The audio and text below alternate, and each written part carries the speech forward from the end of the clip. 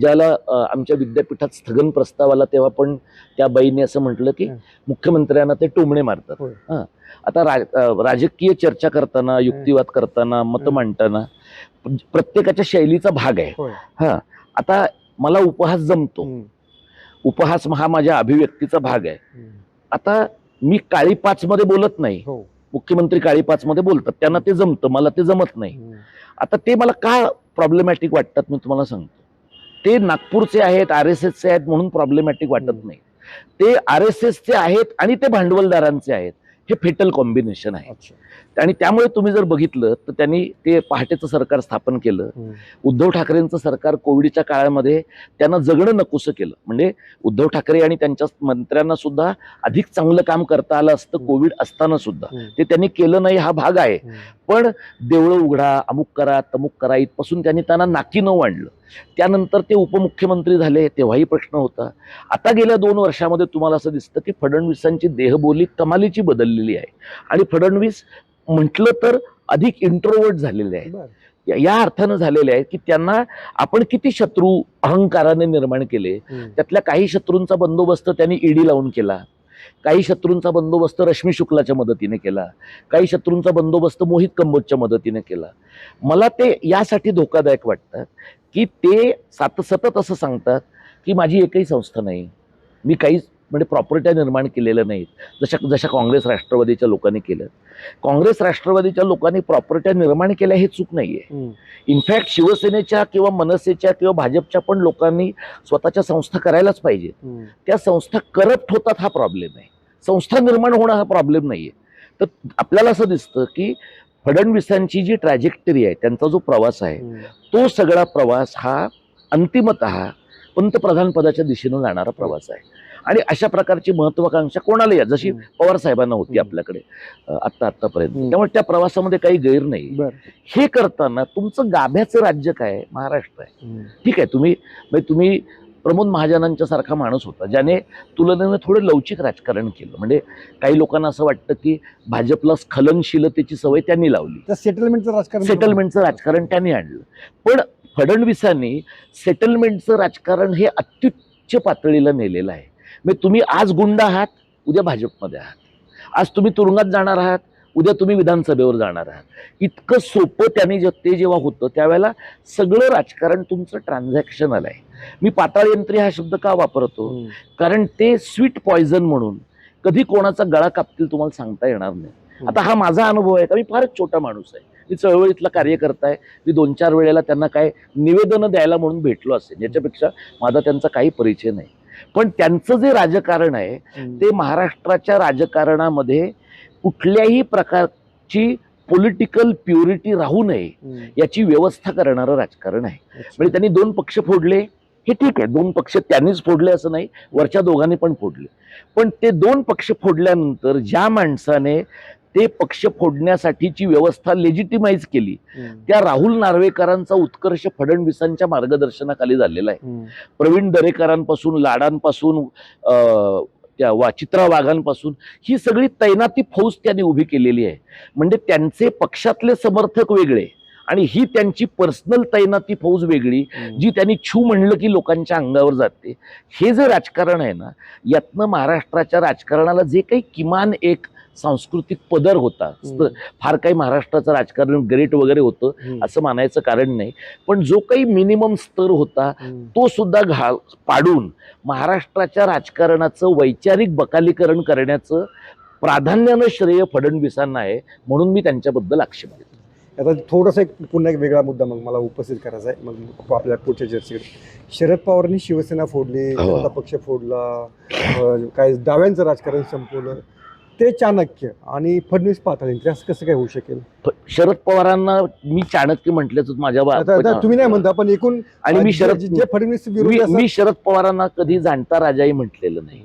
आणि यशवंतराव चव्हाण साहेबांनी जे राजकारण केलं संयुक्त महाराष्ट्र समितीच्या बाबतीमध्ये, ते सुद्धा आपल्याकडे म्हणण्याची पद्धत आहे बेरजेचं राजकारण.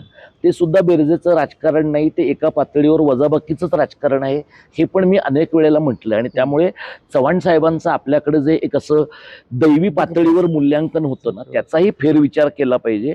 कारण संयुक्त महाराष्ट्राच्या लढ्यामध्ये लढलेले लोक वेगळे आहेत, काठावरच्या लोकांमध्ये चव्हाण साहेब होते आणि काठावर असून सुद्धा सगळ्या व्यवस्थेचे लाभार्थी ते झाले. तर हा माझा चव्हाण साहेबांच्या बद्दलचा मुद्दा आहे. पवार साहेबांच्या बाबतीमध्ये त्यांचं जे राजकारण आहे ते सरंजामदारांच्या बिरजेचं राजकारण आहे. आता जे लोक दादांच्या मृत्यूनंतर जी चांडाळ चौकडी जिच्याबद्दल सगळ्या समाज माध्यमात त्यांना शिव्या पडतात, ही चांडाळ चौकडी हे पवार साहेबांचं फाइंड आहे ना. बरोबर. त्यांचेच ते म्हणजे प्रफुल्ल पटेल, म्हणजे प्रफुल्ल पाटील, मोहित कंबोज यांचा मांडला जातो प्रफुल्ल पटेल हा गावावरून ओवाळून टाकलेला माणूस पवार साहेबांनी मांडीवर घेतला. छगन भुजबळ हे स्वतःला महात्मा फुल्यांचे वारस मानतात. मी कालच इथल्या व्याख्यानात म्हणलं की ते महात्मा फुल्यांचे तोतया वारसदार आहे. त्यांचा आणि फुल्यांचा दोघंही माळी जातीत जन्माला आले, याच्या पलीकडे काही संबंध नाही. तेच धनंजय मुंडेचं पण आहे, तेच सुनील तटकरेचं पण आहे. म्हणजे पवारांनी काय केलं आहे की पवारांनी खूप मागे शंकरराव चव्हाण एका मुलाखतीत मला असं म्हणले होते की इलेक्टिव्ह मेरिट नावाची गोष्ट पवारांनी पक्षात आणली. माणूस कितीही नालायक असेल, निवडून येतोय ना, मग त्याला तिकीट दिलं पाहिजे. ही जी गोष्ट पवारांनी केली आणि त्यांनी पहिल्यांदा जेव्हा भुजबळांना फोडलं त्या पक्षातनं, त्यावेळेला भुजबळ काही मंडल आयोगाच्या प्रेमापोटी आले नव्हते. त्यांच्या जागी मनोहर जोशींना पद मिळालं, त्यातून निर्माण झालेल्या असंतोषातनं ते केलं आणि ते तशा प्रकारचं काम पहिल्यांदा घडवून आणलं. म्हणजे एखादं काय म्हणूया, एखादी मोठी गुन्हेगारी ऍक्टिव्हिटी पहिल्यांदा घडली, सस्पेन्स थ्रिलर पहिल्यांदा घडलं की लोकांना अप्रूप असतं, तसं ते अप्रूप होतं. जसं दादांचं सरकार, वसंतदादांचं सरकार पवारांनी पाडलं तेव्हा लोकांना पहिल्यांदा तो अनुभव आला, तेव्हापासून आपल्याकडे ते पाठीत खंजीर खुपसणं ही गोष्ट झाली. पण मग त्याच्यानंतर आपल्याला लक्षात आलं की अरे कोणाचं सरकार कधी पण पाडता येतं, पहाटे सरकार करता येतं, 2 दिवसात पाडता येतं, लोक गुवाहाटीला निघून जातात, सरकार पाडता येतं. त्याच्यामुळे आता आपल्याला त्याचं नाविन्य राहिलेलं नाही. त्यामुळे तुमच्या प्रश्नाचं माझं उत्तर असं की यशवंतराव चव्हाणांचं राजकारण हे अर्धवट धाडसी आणि काठाकाठाचं राजकारण आहे.